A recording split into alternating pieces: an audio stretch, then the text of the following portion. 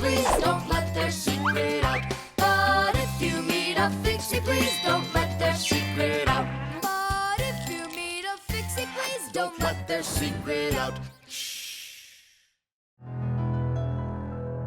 The magnet.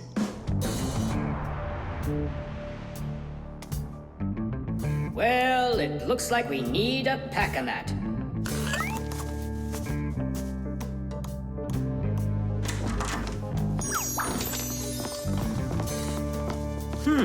Where did this screw come from?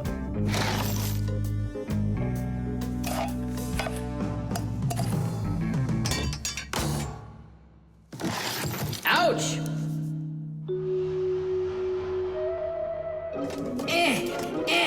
Huh. Ah!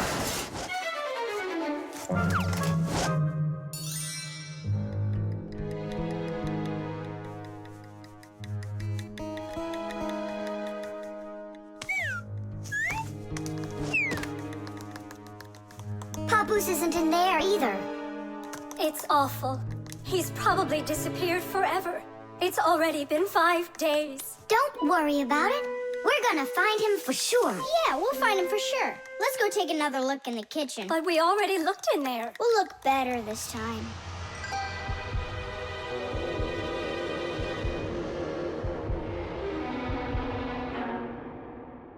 Let's go take a look in there.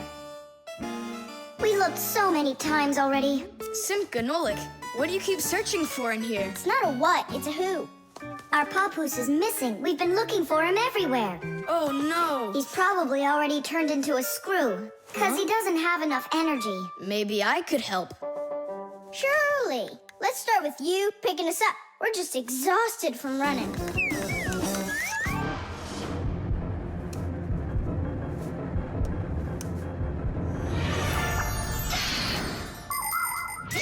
In a dangerous situation, a Fixie can choose to turn into a screw.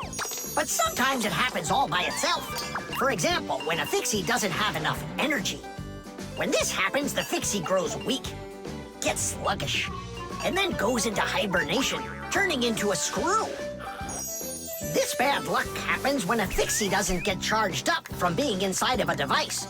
That's why Fixies always work inside of machines, so they can stay charged up with energy. Sometimes a Fixie that has grown weak and turned into a screw can get lucky. If a human happens to find him and screws him into an appliance, then the Fixie will be able to get energized and come back to life. Then he'll unscrew himself and run away, leaving the human wondering, where did that screw go? I know I screwed it in.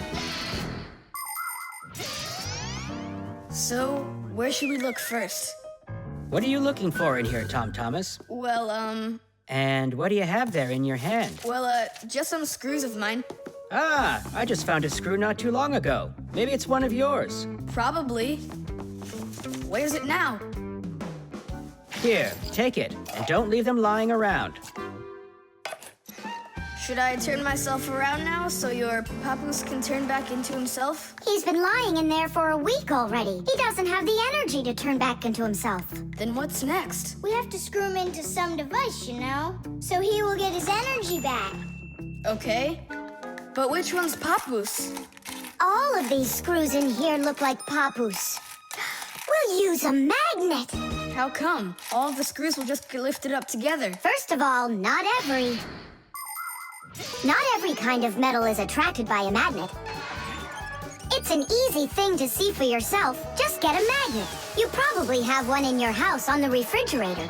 Try moving it close to different metal objects you have around the house, like a spoon or nails or coins. You'll notice that some of the metal objects are pulled very strongly by the magnet, while some of the metals are pulled a bit less. And then there will be some metal things that aren't attracted to the magnet at all. Got it. And the second thing? Well, the second thing, we Fixies aren't attracted to that magnet one bit when we turn into screws. Let's give it a try. Here, I found him. And now we'll screw him in. I wonder, are there any other Fixies in here? We're not enough for you or something? Not at all, I just wonder. Nothing. Oh, and the screw went away. How about that? He already got charged up and unscrewed himself. Why don't you take a little rest after such a big adventure? No thanks, I've had plenty of rest. Anyway, it's something I've wanted to do for a very long time already.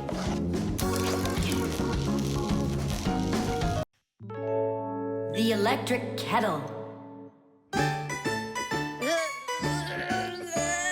That's 4. Come on, Tom Thomas, just one more. Come on now, Tom Thomas. I know you can do it. 5. That doesn't count. That doesn't count. No, your chin was below the bar. Whew, that's all. I can't do anymore. You weakling. You're the weakling. I'm not. I just haven't eaten in a while, and that's why I lost my strength. You're a slave to food, Tom. And you see, that's the difference between us Fixies and you humans. Many people wrongly assume that the only way Fixies could live is by stealing food off of humans' tables. Or worse yet, by stealing it from their refrigerators. That's just a lie. It's not true at all. Fixies don't eat any kind of human food. So then where in the world do the Fixies get their energy, you're wondering? It's very simple. A Fixie's entire life is connected with devices. Fixies not only live inside of devices, but they take care of them and help them live longer. And in return for their help, these devices share part of their energy with the Fixies. So there you go. The Fixies help devices, and devices help the Fixies. Yes, we Fixies and machines have a symbiotic relationship. So we don't eat leftovers like cockroaches, because we're Fixies. 1, 2, 3, whoa! How's it possible that a big boy like you doesn't know how to make any food for himself? I'm able to cook, but I'm not allowed to turn on the stove. What can you make without it? Oh, yes. We have instant oatmeal. Look, Do you like oatmeal? you're joking. Only my folks say oats are healthy and make you stronger. Great. Well, then how do you cook it? It's not hard. All you gotta do is add hot water, and I'm allowed to turn on the kettle. Stop and check if there's water in there. If there's none, you can burn out the kettle. It's got enough. Then you can turn it on. Hey, tell me, how does the kettle turn off? I mean, how does it know when the water's hot enough? Inside of an electric kettle, there's a heater hidden underneath its bottom. When you turn on the kettle, the heater warms up the water until it boils. And the boiling water gives off steam that heats up a special metal plate at the top of the kettle. The heat causes the metal plate to bend, and that turns off the switch. So you could say that an electric kettle feels when the water's boiling.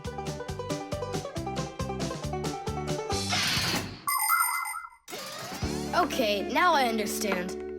Hey, why do you need 3 bowls? You don't need to make any oatmeal for us. It's not for you guys. It's for my mom and dad. Start out here. No! Keep pouring into this one.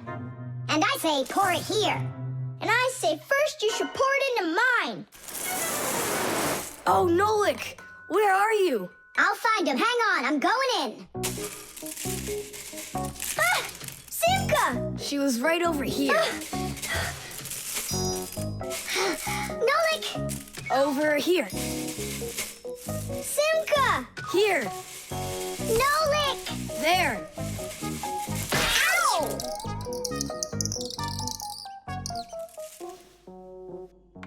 Hey, where is your other boot? It got lost. Up there in the oatmeal.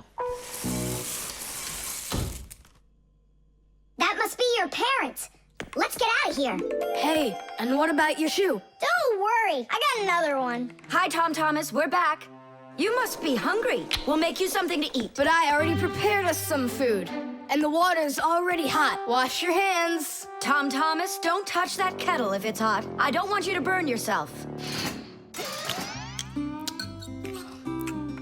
Yum, yum, yum, So yum. today we're eating oatmeal for dinner. Delicious. Maybe you have something else? Why something else? You're the ones that say that oatmeal's great for you and that it makes us stronger. Well, yeah, that's what we say. I'm glad that our son pays such careful attention. Isn't it delicious? Really? Huh. What's that? Oh, look, you found the boot, Dad. What? It's nothing. Just eat your food and don't get distracted. I'd like to see that oatmeal all gone, okay? And whoever doesn't finish won't get any candy. The chain reaction. Tom Thomas, what you doing? Nolik, leave me alone. No, really. What is that? Quit distracting me, will you? Nolik, look at what you've done. I? It's all because you wouldn't quit it. Wouldn't quit what? I was struggling with that thing for half an hour and you ruined it. Ugh.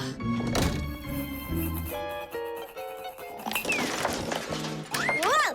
Ah! Oh! Hey, Tom Thomas, can you hear me? Tom Thomas, let me out!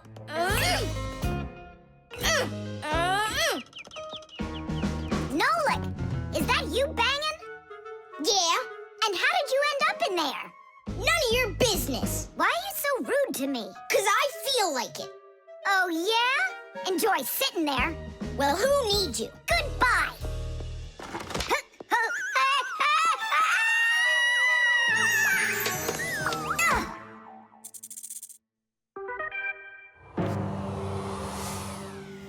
Oh, Simka, what happened to you? Did you bang yourself? And so what?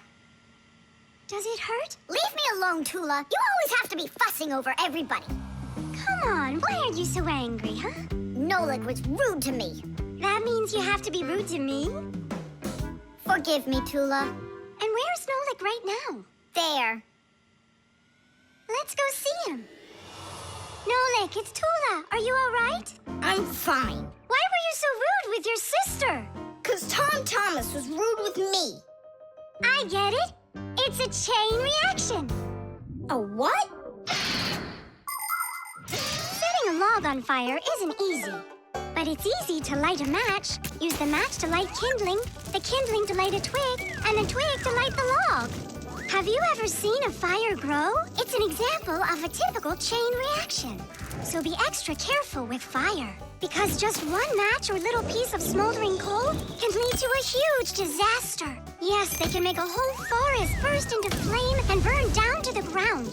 And all because of a simple chain reaction. I don't get you. What chain reaction? What do you mean, Nolik? Tom Thomas was rude to you, then you were rude to Simka, then Simka was rude with me. So there it is, a chain reaction. Yeah, and the rudeness was like a little spark. It just spread and spread and spread like a forest fire. Will you forgive me, Simka? Yeah, all right. I've got an idea. Why don't we try starting our very own chain reaction the other way around? What do you mean? Well, instead of spreading angry and rude feelings, we could spread happiness. But how? It's simple. All we need to do is smile and say nice things to each other. What a great idea!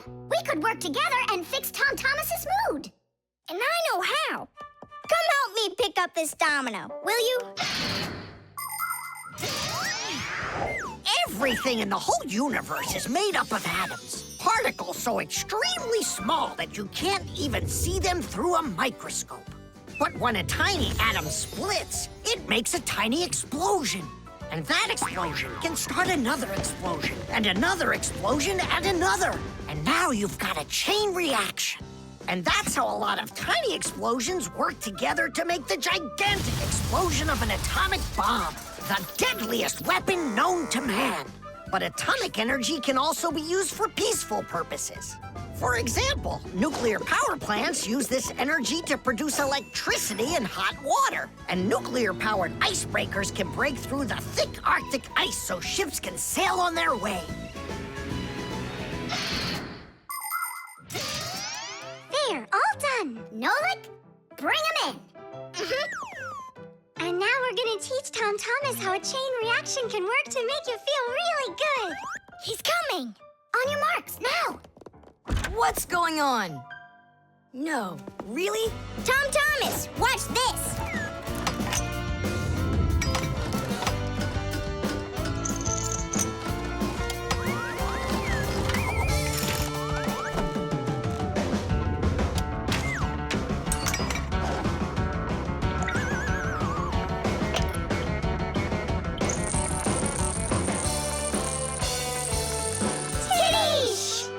That was so totally awesome! I can't believe what I saw! How did you do that? It was just A chain reaction. What? A chain reaction. The key card. Whoopa! Well, Professor Eugenius, your kettle's back in action. Tidish! Ah, why, thank you. I've been longing for a cup of tea. Yes. There's no tea left in here. Then I'll go ask Lisa if she has some. Look, Professor Eugenius, you forgot the key. The key! Don't close the door. Simka, you must be joking. That's a key. This is nothing but a plastic card. But it is a key. A special kind. It's called a key card. To open up a combination lock, you need to enter a code in the correct order. That means if you can't remember the code, you can't open the lock.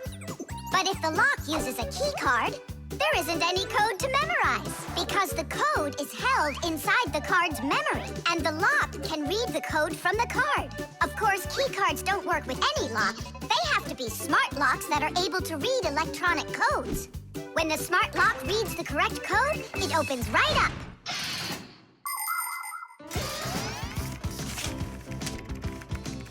Lisa, do we have any tea here? Of course, Professor Eugenius. Wonderful. I'll take one bag then.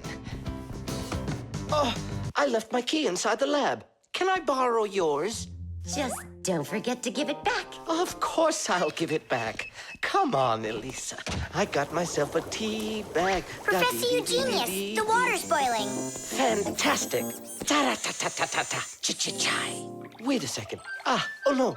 I was supposed to give something back to Elisa. Why don't you go and ask her? Right. I'll be right back. Professor Eugenius! That's card number 2 now.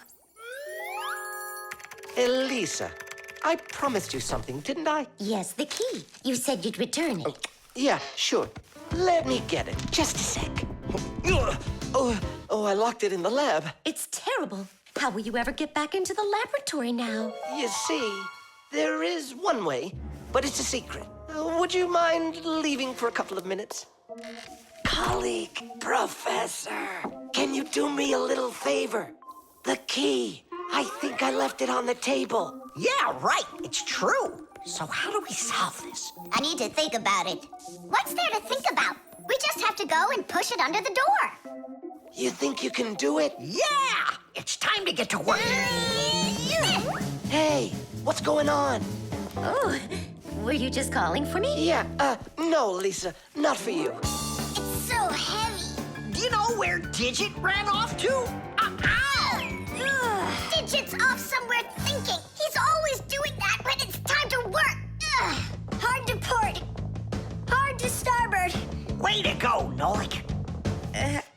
Then who were you talking to? Actually. Oh, what's that? Where? What? What was that? Come on, let's try again. Look, do you see that? It's telekinesis. It's the power to transport things with your mind. You are just astounding. Was that done with your mind, too? The door? Yeah, sure. You are a genius. Professor Eugenius is a very talented scientist and a dear old friend of the Fixies. He always helps the Fixies, and the Fixies are happy to help him too. Professor Eugenius let the Fixies set up their school right here at his laboratory. It's hard to imagine a better place for a Fixie school. People from all over the city bring all sorts of things to the laboratory to be tested, from computers, phones, and furniture to food and toys. Professor Eugenius uses his expertise to check the quality of all these different things. To help him carry out his experiment, his laboratory is filled with a variety of tools and machines. Yes, Professor Eugenius is a very smart man, but he can be absent-minded. Lucky for him, he's got us Fixies around. Thanks for everything. Sliding the keycard under the door? That was Simka's awesome idea. But the door opened wide while the card was still on the floor. That's strange. There's nothing strange about it. I'm the one who opened it. How? I climbed in the lock, that's all. Figured out how it worked, and Tadish. Very clever. That's a real Tadish. I guess that thinking before you go and fix something ought to be what we all study next. The motion sensor.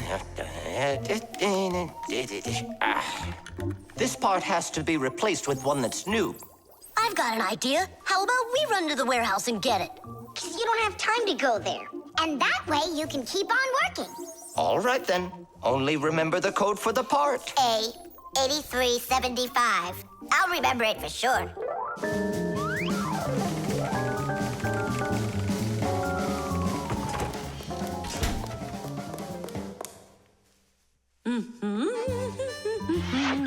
Why is Lisa always there at the wrong time? Do we have to wait till she goes away? What for? We'll sneak out behind her. Did you find the part? It's here. Are we ready? Yeah, we're ready. Let's do it.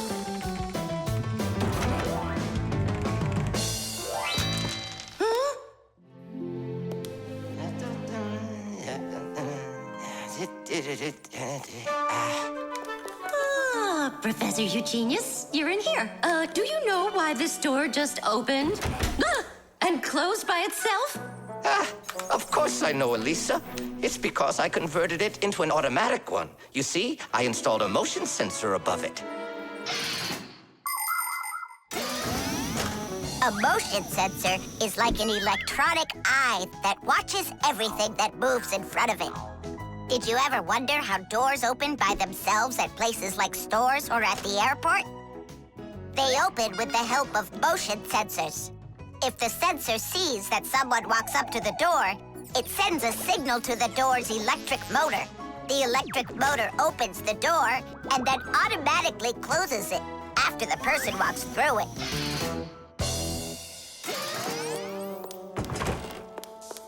That man is just astounding. Only a bit untidy. The door is automatic now? Then why didn't it open for us on the way here? 'Cause we're too little for that motion sensor. But the part's bigger than we are. Big enough for the sensor to see it. Then how do we get in there? We can fool that thing if we stay close by the wall. Now let's keep this as close to the wall as we can.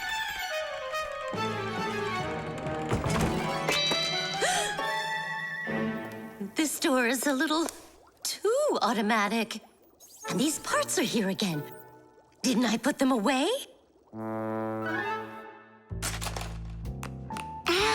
The sensor still noticed us. Here's what we gotta do. Let's break it. Why do we gotta break it? All we have to do is deactivate the unit. Sensors are used to help people in all sorts of different situations. For instance, motion sensors notice when someone is moving so they can automatically open a door or turn on a light. Some automobiles are equipped with rain sensors. If it starts raining or snowing, the sensor automatically turns on the car's windshield wipers. There are also sensors that react to how much light there is. In the evening, when it gets dark, light sensors can be used to turn on street lamps. And in the morning, when it gets light again, the sensor switches them off. A smoke detector can sense when there's smoke inside. The sensor can be used to turn on a fire alarm or even an automatic fire extinguishing system.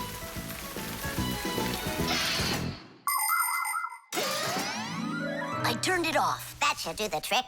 Great job. Let's go. Titties!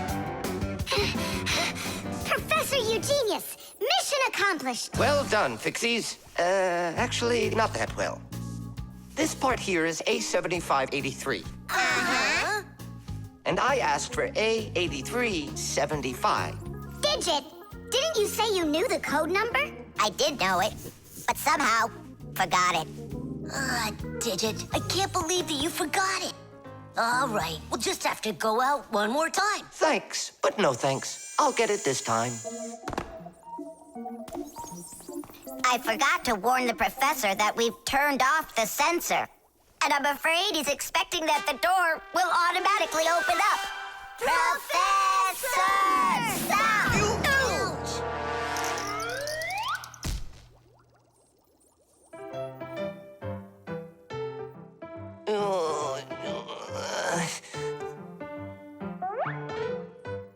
Forgive us, we didn't mean it.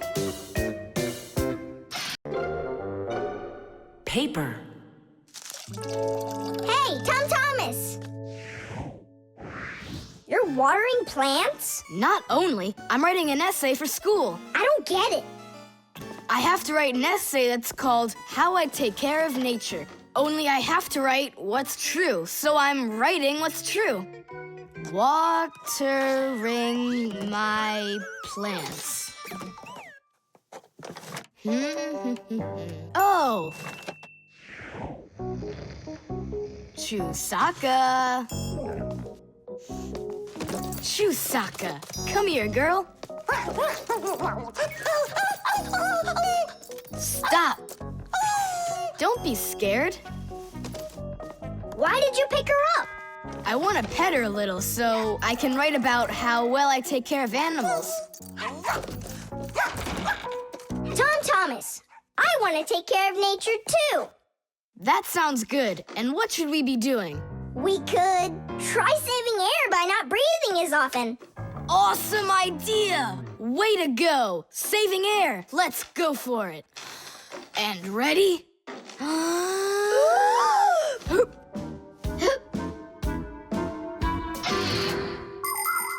Humans invade nature and destroy more and more of her riches with each passing year. They extract her minerals and oil, cut down her trees, and pollute her air and water. They do all of this to produce food and all sorts of other things. It's a shame that people don't really need all these things that they produce. They often buy something and then just toss it away when it's still almost new. And then there's all the food that humans buy and just throw away. So if you want to help nature, try not to buy anything that you really don't need. And take good care of the things that you do buy. And you can be sure that we Fixies will do everything we can to make your things last as long as possible.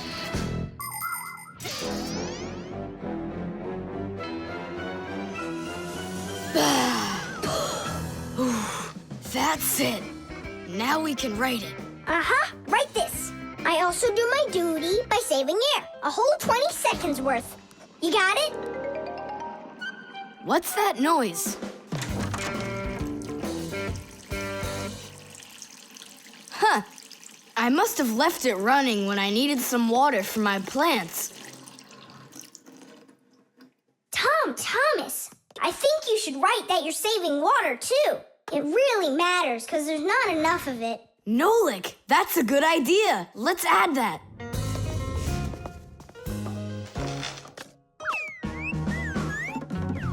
Hi there. What are you guys up to? We're writing about how Tom Thomas protects nature.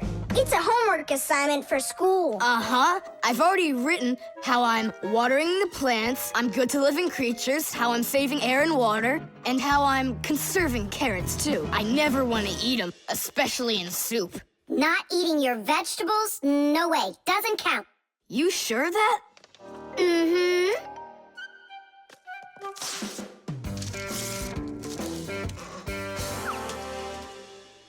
Why did you rip your paper out? You won't let me say how I'm conserving carrots, right? So I'll have to rewrite it. You're not taking care of nature. What? Where'd you get that idea from? That's all I'm doing. No. When you keep on throwing your paper out, it means you're not taking care of trees out there. What trees are you talking about? Didn't you know humans make paper out of trees? Humans make paper by cutting down trees and shredding the pieces into chips. The chips are then placed in water, chemicals are added to the solution, and then it is all mixed together into a mushy, watery substance called pulp. Next, the water is drained from the pulp, and with the help of huge rotating drums is flattened into thin sheets of paper. So you see, to make new paper, humans have to keep cutting down trees. And you should know this. If every person on the planet would use one less sheet of paper, you know, they'd save 1 million trees all together. You sure? I'm sure. And now that you know about trees and paper, what are you gonna do next? Hey, you know, I've decided not to write any essay for school. You what? I want to help save more trees by using less paper, that's all. Oh, Tom Thomas, you're my hero.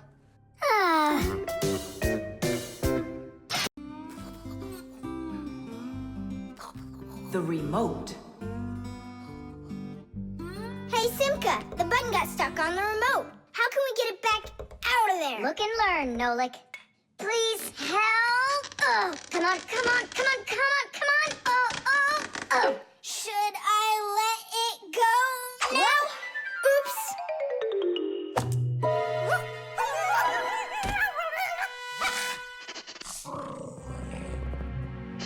Nolik, hide somewhere.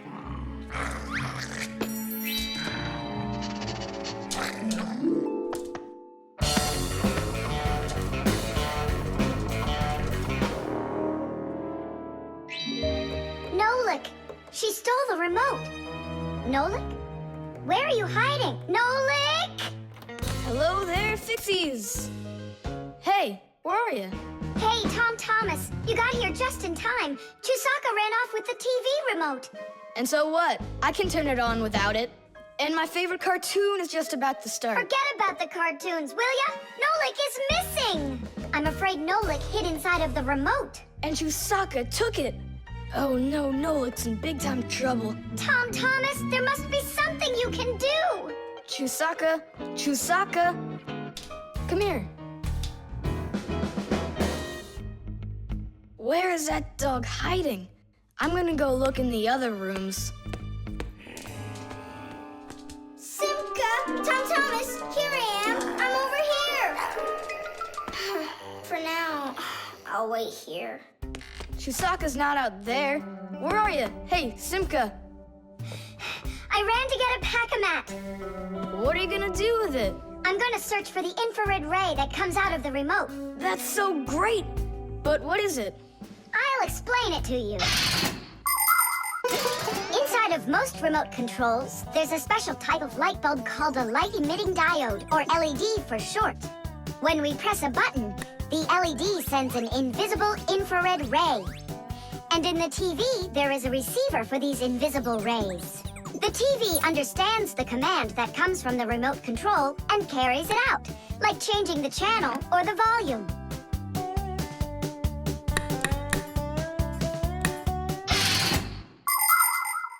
If the rays are invisible, then how is it possible to see them? In the pack-a-mat, I've got these special goggles that can help me. And now what? Yell to Nolik. Get him to close the contact on any one of the buttons. Nolik! You gotta push one of the buttons down on the remote. A button? But how am I gonna do that? Wait, 1 second. Chusaka Chusaks with a brain full of rocks. Meow. Meow. Oh, Mamma Mia. Now she'll eat me together with the remote. Nothing for you here. But here's something. There he is. He's over there. Chusaka, come here. Do you want a hot dog? So you want to play tough? All right, then.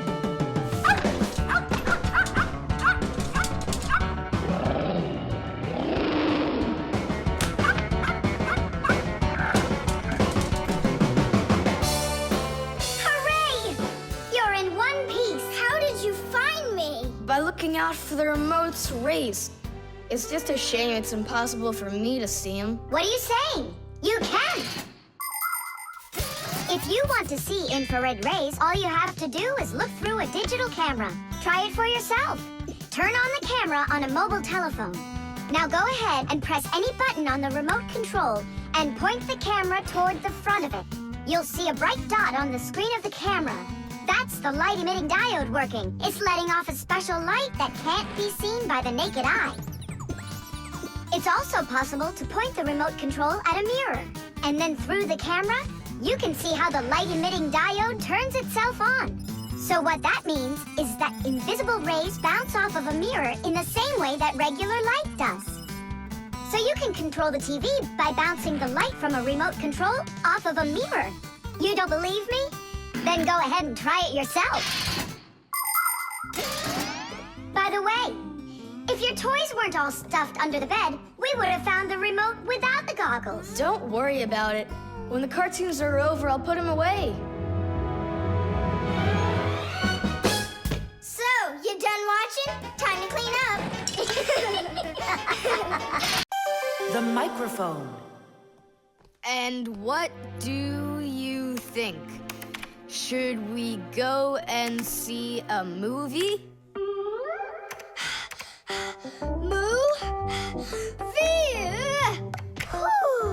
Hey, you didn't type everything that I said. You should listen more carefully. And you should try using less words. Nolik, hey. Alley-oop? What are you arguing about? Well, I was writing a letter to Johnny. I was, not you. I messed up my finger, and Nolik offered to help me. I had no idea that you're such a yapper. Oh. Now I see. Tom Thomas. Didn't you know that you can call Johnny straight from your computer? You sure? You see that picture of the phone? Just click on it.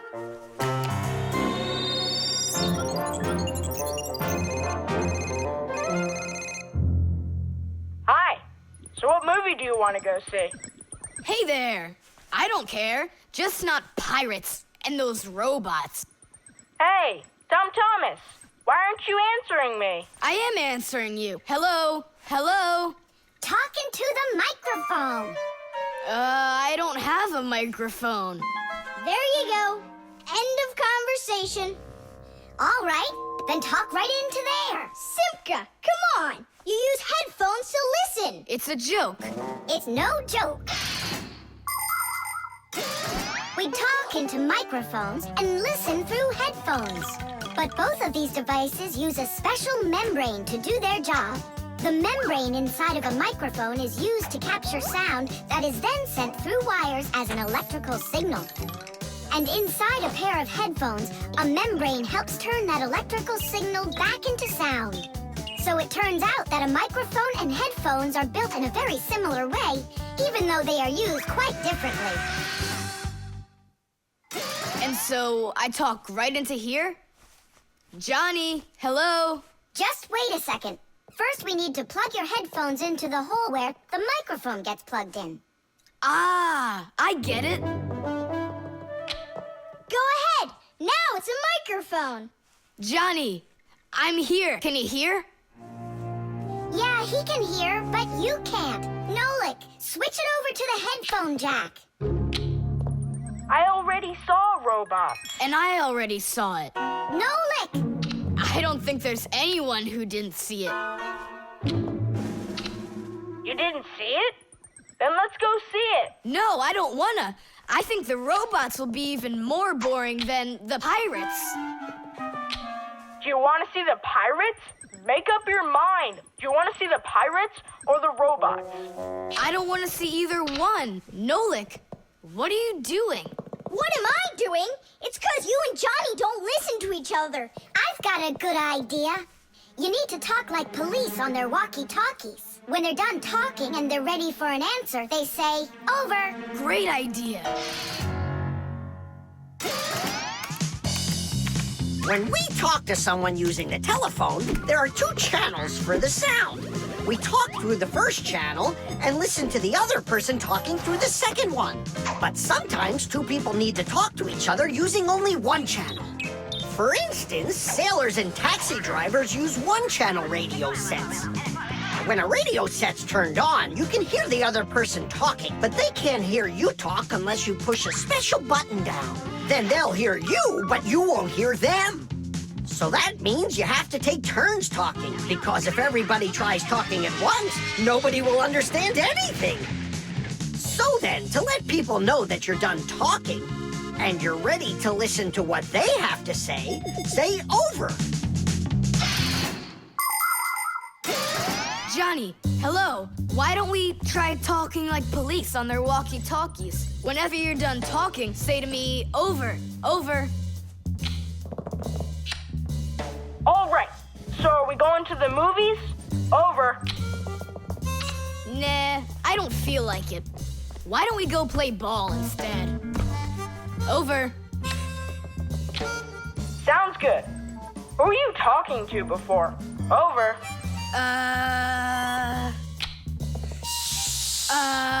I can't tell you that. It's classified.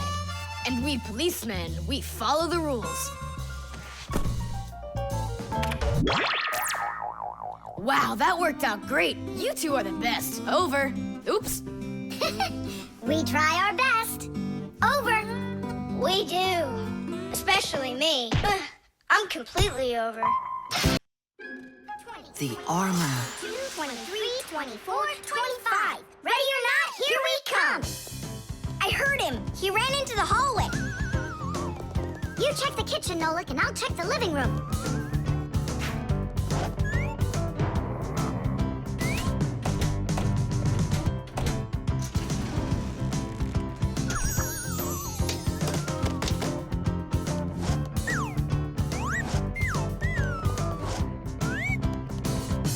Well, I just don't get it. Where could he be hiding? The office. We forgot to check in there.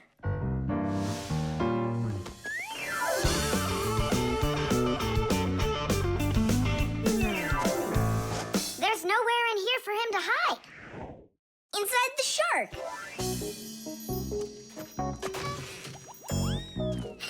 Nolik, Tom Thomas couldn't even fit half of himself inside of that shark. Yeah? Then in that huge vase. Uh-huh. He's all scrunched up in there and laughing at us. Oh! Simka! There! Did you hear that? He is in there! There's no one. But I know that I heard a hee-hee. You imagined it. Let's go take a look in the bathroom.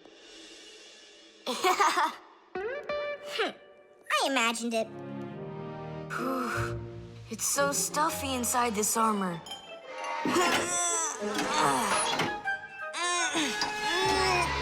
The arms got stuck.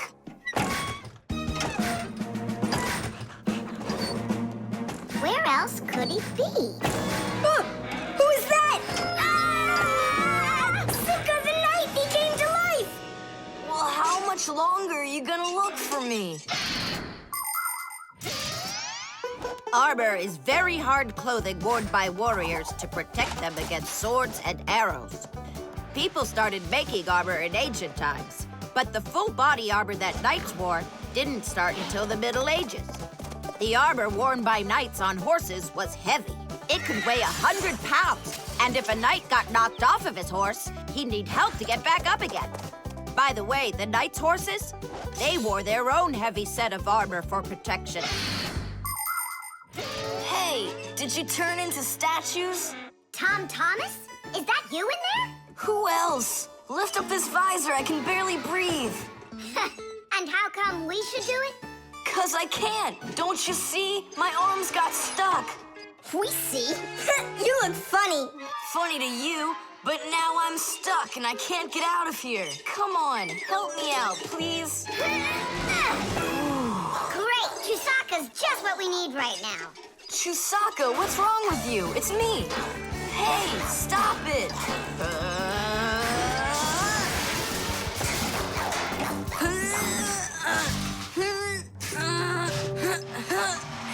can't get up. Come on, let's undo the latches, Nolik, quickly.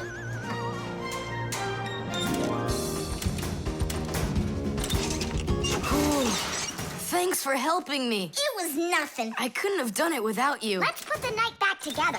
Uh-huh. Before Dad gets back. Protective clothing isn't just for people who are fighting in battles. Travelers put on special nets to protect themselves against mosquitoes and gnats. And beekeepers wear protective clothes too. If they had nothing to protect them from bee stings, their job would be quite painful. Without their protective clothing, it would be impossible for firefighters to go into burning buildings and save people. And how could astronauts go into outer space without special clothing? It's freezing up there and there's no air to breathe at all. And that's why they wear a special costume called a spacesuit when they travel. The spacesuit not only protects astronauts from the cold, but supplies them with air so they can breathe. By the way, the Fixies also wear protective clothing so they can stay safe while they work. Well, there. Did we get it right? It looks like we got it right. Only, where's the helmet? Nolik went to get it. Tom Thomas, helmet delivery. Thanks there, Chusaka. Whoa there, Warhorse. Calm yourself down. There we go. It's all back in place again. Too bad that your knight looks like a ballerina twirling around. You see, his arm. I can't move it. It's stuck. Here's what we'll do. Give him something to hold.